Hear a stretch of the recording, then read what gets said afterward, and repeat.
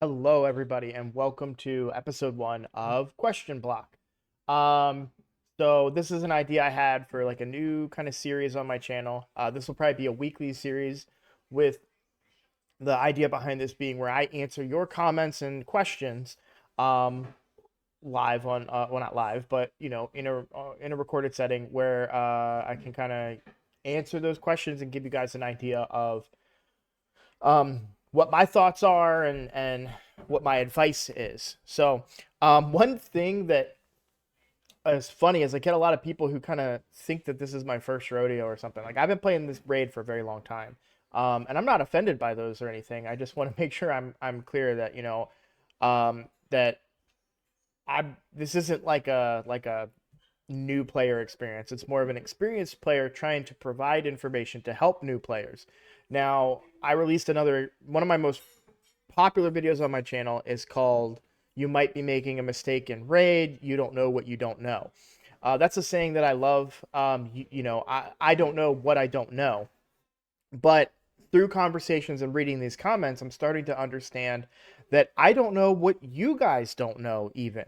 There are some things that at a certain point when you're playing Raid Shadow Legends for long enough, certain things just come naturally. It just like breathing. I remember having a conversation with a relatively new player where they were like, "What's an A1 and an A2 and an A3?"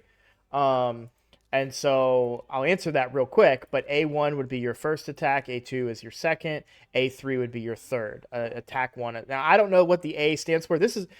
I get a lot of this terminology from other content creators. Okay, so they all say A1, A2, A3. So that's just something that has been adapted into my mindset. So I assume it's for attack one, attack two, attack three, but either way, or ability one, ability two, ability three, that actually probably sounds better than attack because it's not always an attack, right? Sometimes it's an ability where you give buffs and or debuffs and things like that. So, but either way, that's what they get referred to in the short form, and that's across all content creators. I've never heard anyone refer to them to anything other than A1, A2, A3. Now, that's not question one for question block today, but the reason I thought of the name Question Block is it's kind of a play on my name, Roadblock. And I kind of have some ideas for a potential logo for this series when the time comes. But for right now, I'll be using my default logo. I kind of want to see what you guys think of this series. I think it's a good idea. I think it's a great way for me to connect with you guys and give feedback to a lot of the questions that I've been getting. But I also, if it's a lot more work to make this video, which is why it's a weekly series instead of something like a bi-weekly or daily. Because I do have to like go through and read all the comments and find the ones that are questions and find the ones that are positive and things like that, in order to make the series happen. So, that's I'm so it's a little bit more work and effort to put into it. It's something where I can't just come home from work and click record. So it is something that I have to like take a couple hours to, maybe not hours, but an hour or two to get prepared.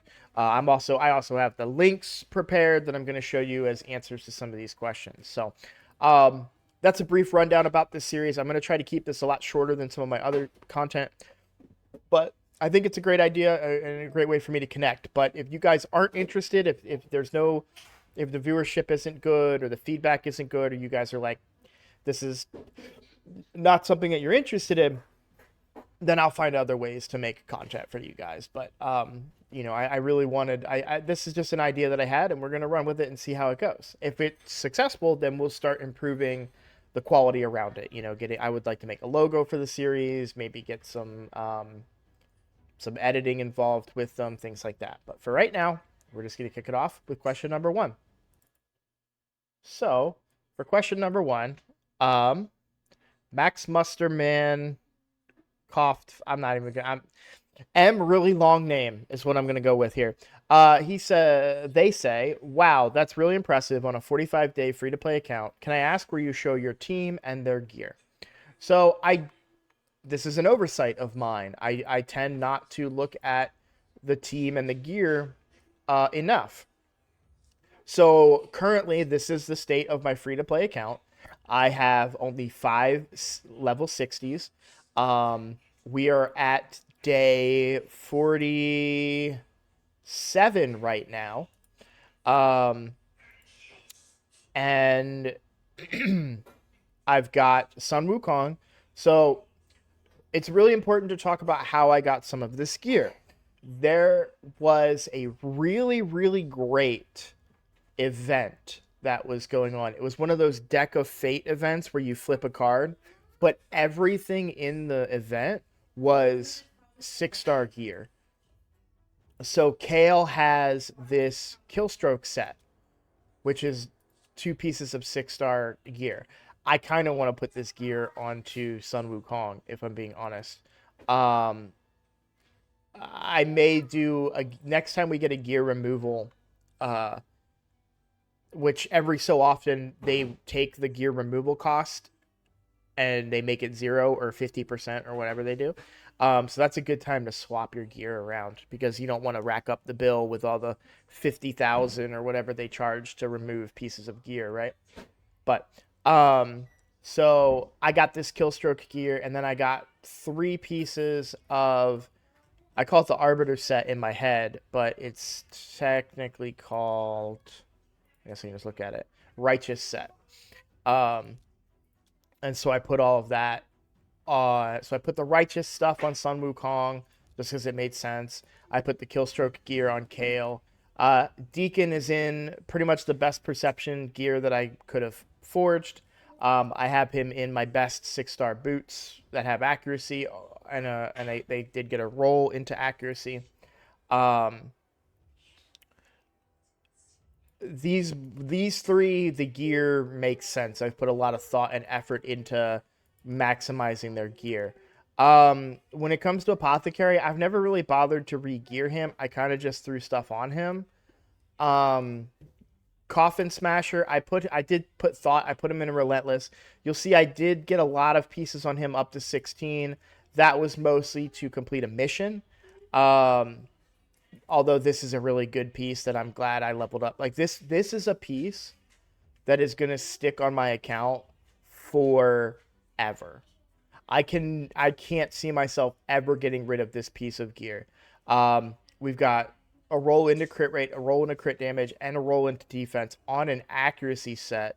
There are a ton of defense-based champions that need accuracy that I could see this going on, like defense-based nukers, defense-based debuffers. I mean, you name it. So for right now, it's on my Coffin Smasher because he needs accuracy in order to land his ability. And it pairs well with my boots. These are the best, probably the best boots that I have on the account. Yeah, like Sun Wukong is still in 4-star boots. He's in 5-star. He's in 4-star. So yeah, these are 6-star boots. They're accuracy boots. They're probably the best boots on my account. And they're on Coffin Smasher, which is okay, but I would prefer, if possible, for them to be elsewhere. That's pretty much the gear. Everyone else is kind of just thrown into whatever random gear that I had available. So I just, but the main 3, I've put a lot of thought into, Lifesteal set for Kale. This is for campaign farming, but also just across the board. Eventually this will get upgraded and replaced, but for right now, it's serving me well, and I don't feel I need to tinker if it ain't broke, right? But absolutely, I'd love to see him in 5 or 6-star chest piece with attack. If we look at what pieces that I have with attack percent, I don't think I've got like a shield set here, or some Relentless stuff, which a Relentless would be good as well. Cruel would be good. Likewise, this would be really good on Sun Wukong as well. So, but the main thing, you'll notice they all have speed boots. That's a big thing for me. I really don't like using non-speed boots on champions, which was a mistake I made a lot in my past accounts. I want my champions to be fast, cycling their abilities and their cooldowns and everything. I try to make sets work where I can, but a big part is a big note: stats over sets. It sounds crazy, but most of the time, that's what you want. Now, there are a few exceptions. I would say, like lifesteal, you kind of want to make lifesteal work if you can, but this lifesteal gear tends to roll really well because it's built to be on your starter champion. Um, so that's why I got attack percent, I got crit rate gloves, speed boots, all that stuff. Ideally, though, um, you'd like to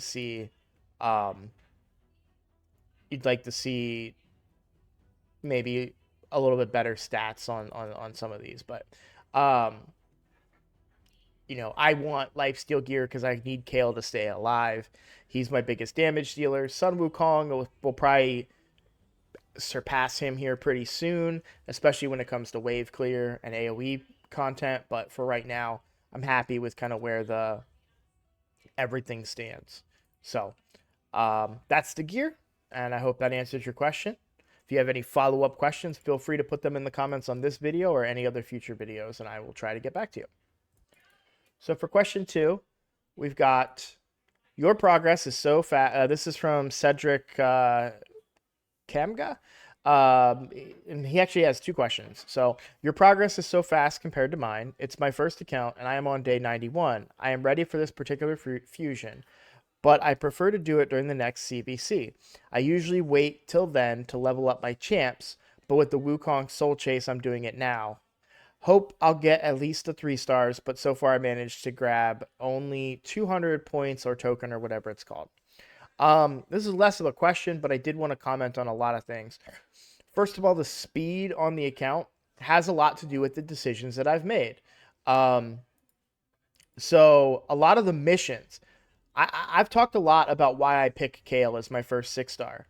And something I didn't take into consideration was a lot of the missions where you need to fully ascend somebody. You need to fully book somebody. You need to fully do all these things. Well, you're not going to be able to fully book Sun Wukong. I just recently was able to fully ascend Sun Wukong.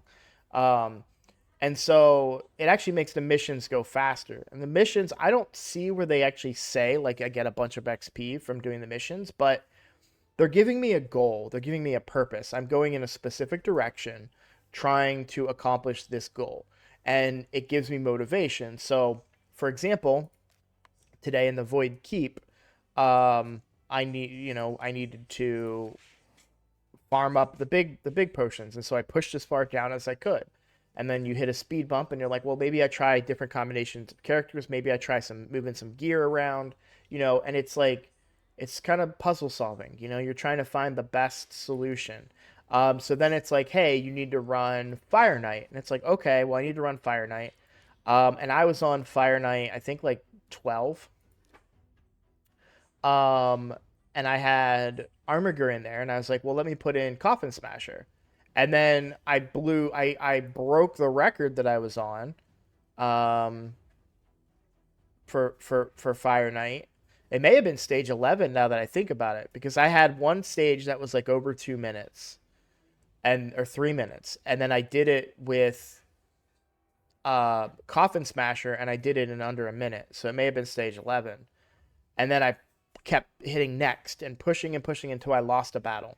So I lost against stage 16, and then I went back and I farmed stage 15, and I was able to get the gear that I needed. Likewise for Spider, I was able to farm further down. Now I'm actually at a really great spot for farming stage 13, because I can actually get up to 6-star accessories, which is really, really valuable. Obviously, right here, I can't get 6 stars. I can only get 5. So, really excited now to get a little bit more progress and for farming Spider. To look back at the comment. So that's kind of how I feel like I've been able to go quickly, is that I'm focusing on missions. When you complete the missions, you'll see I have 300 energy right now. I got all that from turning in like 6 missions in a row. So you're gaining resources, and now you have stuff to do. Early on in the account, or even when I play the current account, a lot of times I will be playing and then I'll run out of energy, and I don't want to spend the energy that I save. So then I sit here and I'm like, okay, well, I got nothing to do, right? And so that's when I go play my main account, or I go play a different game or something. But I do want to be, you know, spending the energy when I have it. Sometimes that means, checking in on my phone on a lunch break or on a break and saying like, hey, okay, let's set up a couple multi battles, put it in my pocket. My phone gets really hot, but I get those multi battles done, and then I'm able to use those energy refills. So I'm doing everything I can to kind of maximize the use of my energy, also my time.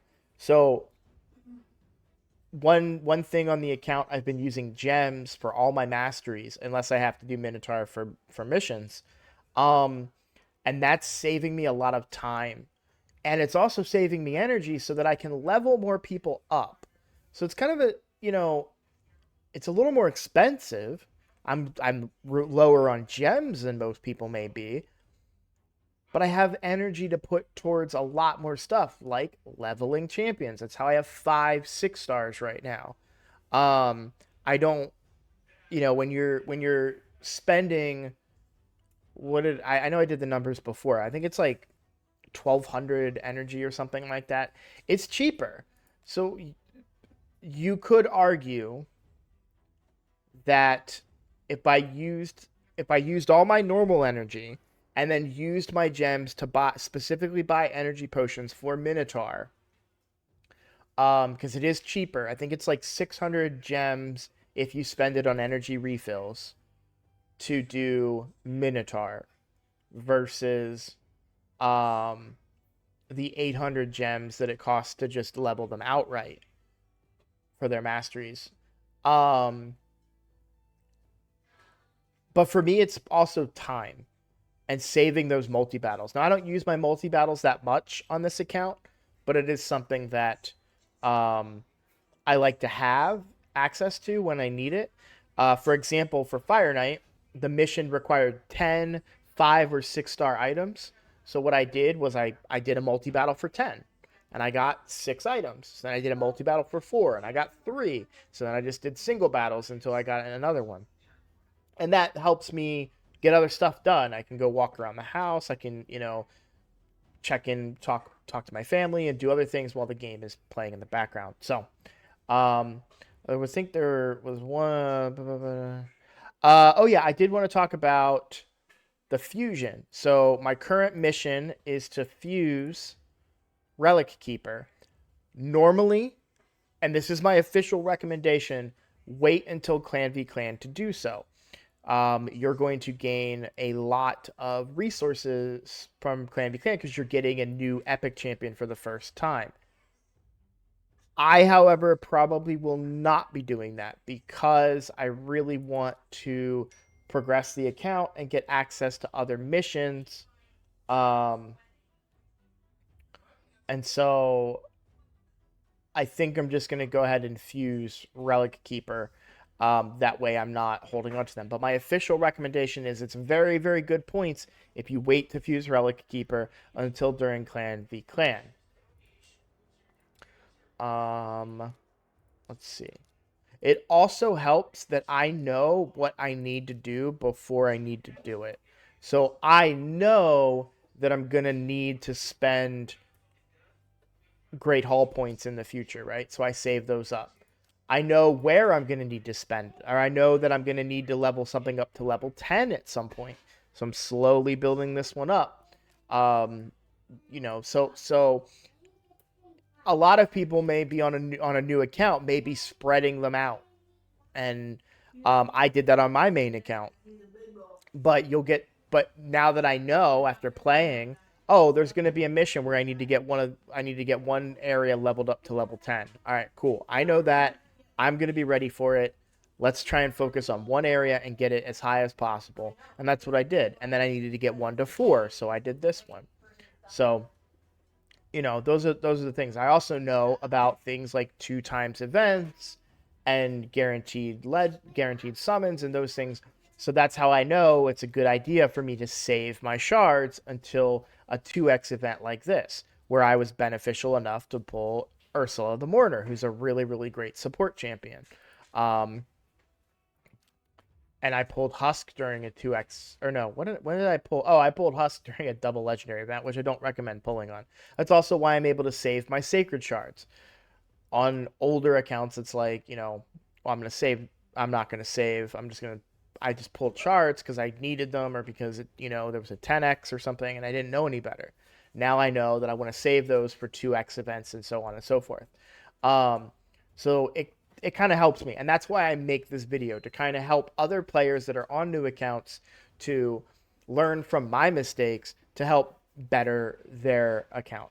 So, like, this one wasn't really a question, but I did want to kind of comment about why my account is going so fast, and also that I strongly recommend waiting till Clan B Clan. But for me, in this particular instance, I'm not going to, for Relic Keeper specifically. I'm still saving all my books. I would love to be able to put these books into Husk or Ursula. I'm still undecided which one I'm going to level. Or these books into Coffin Smasher, but I am saving those. So I do have a little bit of patience. But for the missions part, I really want to get on moving to the next missions. So, because the closer I can get to Arbiter, once I get Arbiter, that's a big change on my account, mostly for PvP, which will soon become a very big focus for me, probably before I even get Arbiter, to be honest. But right now, that's the direction that we are headed in. So for question number 3, Cedric again. Out of 11 shards, I've gotten Ursula 2 and Yakar the Scourge. I don't know where to use him. The only place I can think of is Fire Knight. I've not done research in him yet, though. So first things first. So this is what I like to do, and I'll even pull the tab over for you guys to see. So I would say Yakar, Hell, Hades. First thing that's going to pop up is going to be Yakar the Scourge and his information. So they give him a 4-star rating, and they tell you areas that he's good. He's good in Doom Tower. He's great in dungeons. Pretty decent in hard mode Fire Knight, which is what you were alluding to. But do note that in regular Fire Knight, which is likely where you are because you're on 91-day account, less so. Because I think he's got a 2-time hitter, 1-time. So he doesn't have the multi-hitting that you would want for regular Fire Knight. You want multi-hitting for hard Fire Knight as well, but you also want freezing, so that's where your Carl can be slightly better in hard Fire Knight than normal Fire Knight, where you could use champions like a Cold Heart or Coffin Smasher like I'm using to get, or an Apothecary to get those multi-hits in. He's also good in Arena. Bottom line is he is a good nuker. He's a good damage dealer.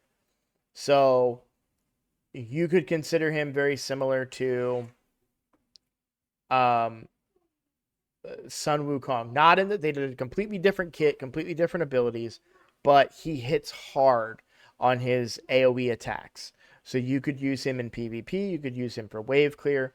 I don't think he's going to be as much of a boss killer, but he does bring tools that can assist against bosses that could be very beneficial. Not one of the champions that I know a lot about. I have him. I've never leveled him, and that's not a knock on him. It's just I have a lot of legendaries on my account, and a lot of great ones and a lot of amazing ones that just don't get play mostly because of the free to play account now, but also because I have teams that work. And if it ain't broke, don't fix it. Could I make the team faster? Sure, but that's a lot of gear, energy, time that I have to put into that. So I'm not sure how he is on Hydra. Yeah, not too crazy on Hydra. So but your Carl is a great champion, especially for somebody on a free-to-play account. This is a great access to a nuker, just like Yannicka. You can get a really good nuker very early on for many different areas of the game. for the next question, question number 4. This one is Mind Games. Can you help me speed tune my Ultra Nightmare Clan Boss team? Short form, no. So I cannot. The only way I could think of that I could speed tune someone's team is if I went in to their account and moved gear around and just did it using a calculator. And while I know I'm not going to do anything wrong to somebody's account, I'm not going to ask anybody to put their account in my possession, because while I'm a content creator, I'm very small time, and I wouldn't really have anything to lose if I was to just jack your account, right? I'm not saying I would ever do that to anybody, but my point is that I just don't feel like I've earned the clout to be able to like some of the other content creators that do account takeovers. I don't have the clout to do that, right? So I'm not going to ask somebody to trust me with their account information so early on. And to be honest, I don't know if I would ever feel comfortable doing that. It just makes me feel like icky, kind of getting into someone's account and messing with their stuff, because I wouldn't really want someone doing that to my account. So, however, what I can do is show you some different different options for speed tuning. So, this is Deadwood Jedi's website. He's another content creator. He has a list of all the unkillable teams. And when I say all, I mean this list is probably, I think, like 12 pages long. So now I got to get back to the front. But I highly recommend this. So, because it does allow, it gives you the ability to find what kind of unkillable composition you currently have. So like Myth Air is a very common one. This is a budget version that runs two Painkeepers.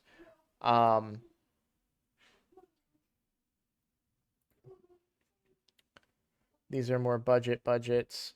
So I'm kind of looking for Myth Fu, which is the one that I use, and I feel it's relatively accessible. You just need to get a Demitha, which is not always the easiest, right? Here's Myth Eris. So if I get a Seeker and a Demitha on my current account, this is the team that I would go with. Because I already have the Deacon and I already have the Eris, so I just need a Demitha and a Seeker.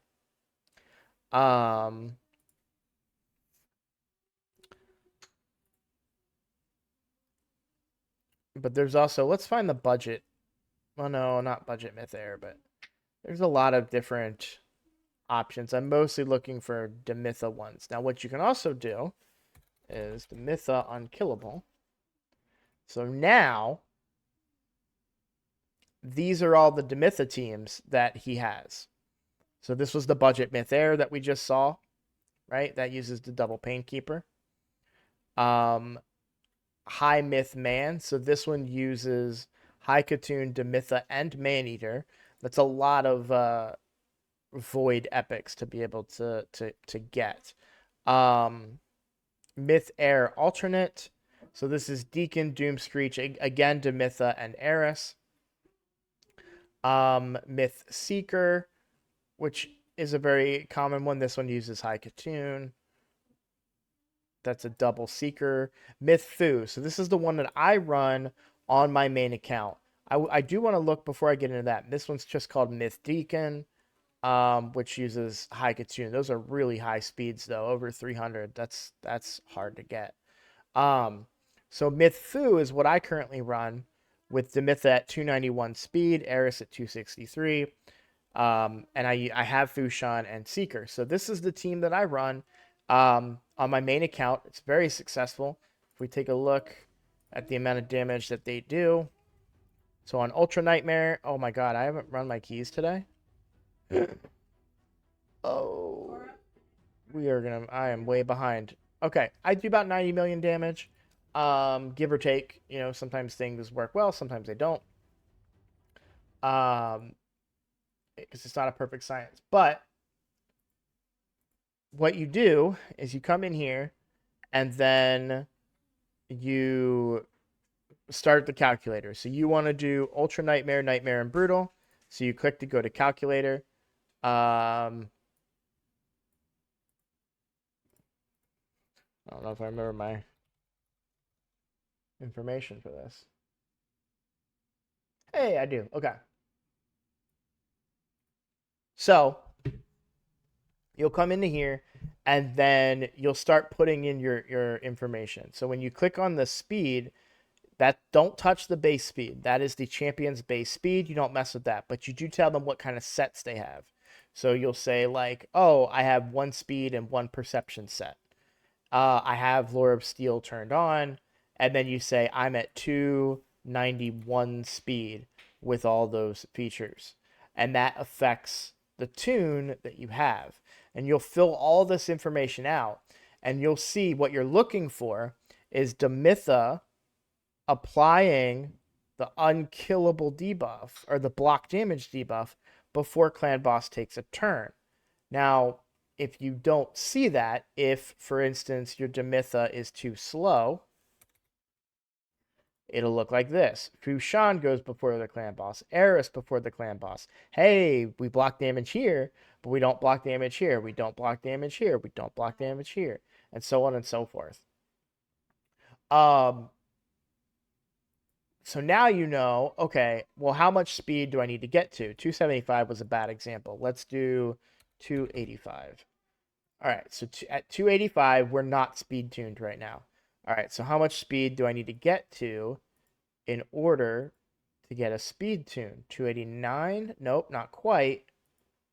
290? Oh, look, okay. Now we're speed tuned. Demitha is doing her block damage right before the boss every time. Let me X this one out. We go back to the original calculator here. We'll see that they give you the recommended speeds ahead of time. So you can say, oh, okay, these are the speeds that I want. And that's basically it, right? You try to get within this range, but you'll pay attention to the notes. So for Spirit Affinity, Eris needs to be greater than 282.9 speed. My Eris was not greater than that. And then when we started doing the auto battles, I kept failing on Spirit Affinity, and I had to squeeze out a little bit more speed on Eris, and now I'm 100%. Well, not completely 100% because I still have stun problems, so I'd say like 1 in 25 runs I fail. But for them, I'm okay with that because I usually make up with it for gems if necessary. So, and I because I'm able to one key, if I have a key fail, I just run another key and it's fine. But and these notes, the considerations at the bottom will be different for every type of unkillable that you do. So if you were to do like a rush card unkillable. So these are all the teams that use Rosh card.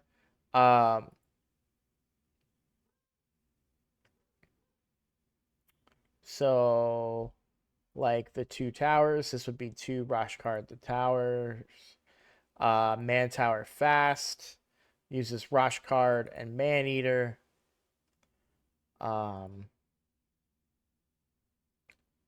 Deacon Forever. This one uses Rosh card and Helikath.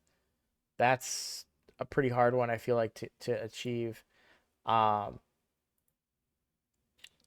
see.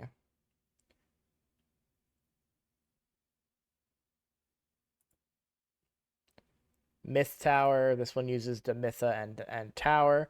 The speeds here are very well. Rosh card's got to be extremely fast, but the speeds here are a little more attainable, which is nice. And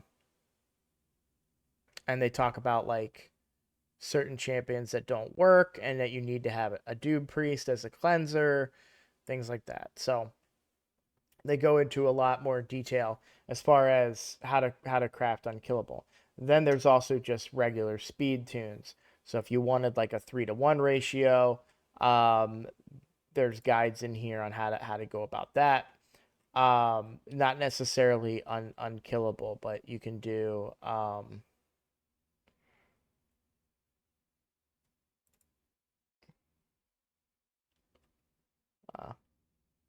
oh, do I really have one of the only full autos? Okay, interesting. But so that's what I recommend is looking into Deadwood Jedi site and trying to find a unkillable team that works for you. Or not, sorry, not unkillable, a speed tune team that works for you.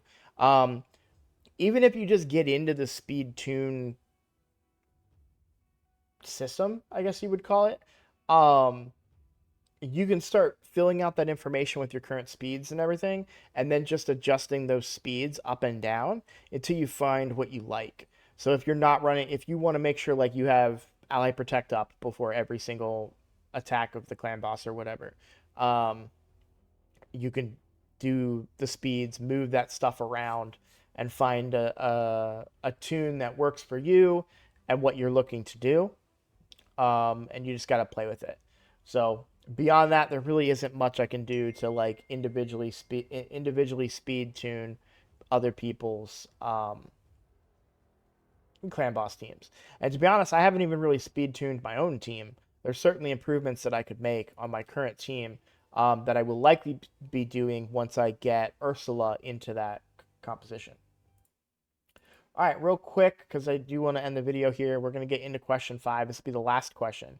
I may be slow, but where do I find the promo codes list on the website? This is from Jamal Fitch. So this one is referring to Deadwood Jedi and specifically how I used the Deacon Armstrong code. So all I do is type in Hell Hades promo code and it brings you right here. So if you scroll down, you'll see the plus signs for how to put in or for promo codes. These are time limited codes. Those ones were all inactive. These are new player promo codes. These are active for new players only. I don't know the exact time, but they're only usable at the beginning of an account. On this account, I used superpowers in order to get Deacon Armstrong because I believe he's the best option to start with. The second best option, in my opinion, would be Mordecai. But Deacon is definitely up there. You can also get a legendary in Delana.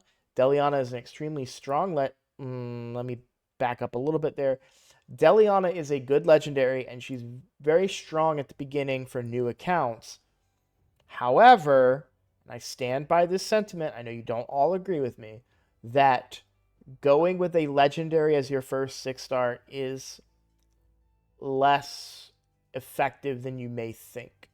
While they do hit hard and they provide a little bit of help early on, it makes other aspects of the game slightly harder to manage. Missions, ascensions, books, all those things are harder to do with a legendary than they are with a rare.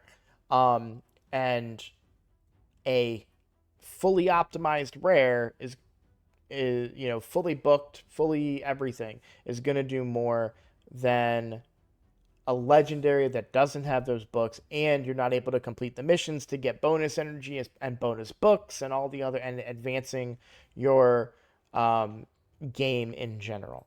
This is my opinion.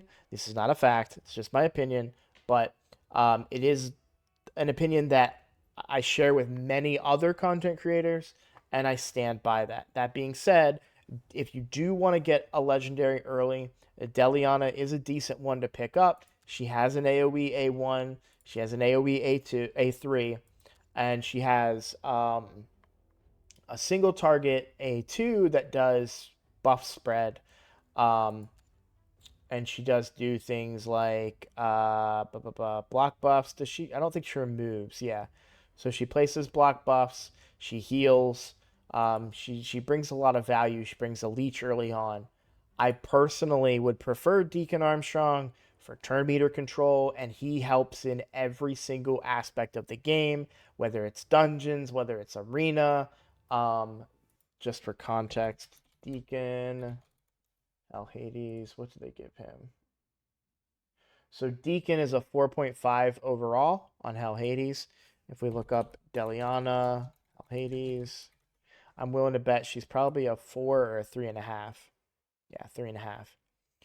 So again, this is just different, just my opinion, but I would rather have a Deacon to start on my account than a legendary Deliana. But to put in the promo code, you go here to promo codes. However, and this is something that I had to get reminded of, on iOS, they got rid of it. So if you scroll up here, you'll see iOS promo codes.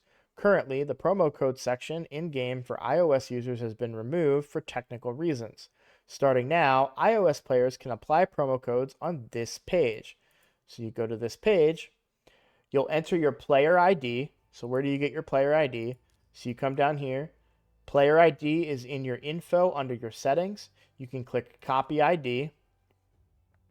What's interesting is you don't need to put in your password or anything. You just put in your player ID and then you put in the promo code and you hit confirm. That's how you apply the promo code to your player ID. It's that simple. For PC users, and I guess anybody that's not on iOS, which is Apple products, then you just click promo codes and you type it in right here. So I stream on my PC because it's easier. I don't like to use BlueStacks or anything like that. So, but that's how you do that. So all the promo codes are listed there. I think they try to keep it relatively up to date.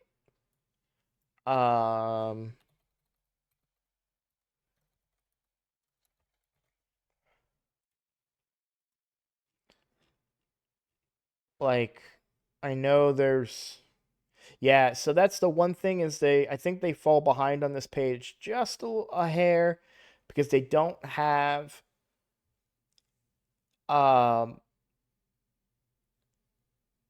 some of the oh man, a free Vergus. They don't have some of the new ones that are out right now. I think they mostly use YouTube to get those out. Right now, at the time of this video, Spooky 23 and Undead Treat are the two promo codes for Halloween that are going on right now. You can only put one promo code in every 24 hours. So you want to make sure that you're putting those in when you can. All right. Well, I'm going to go ahead and end the video. Going to do a bit of a short ending here because I am way over time. But maybe 5 questions is a little much. I'll try to bring that down to 4 next time so that I don't go as long. So thank you all for watching. Thank you all for the support. Please let me know in the comments if you have questions that you want me to answer. But also let me know in the comments what you think of this series and if you think that you'd like to watch this and let me continue making it. So thank you. I'll see you guys in the next video.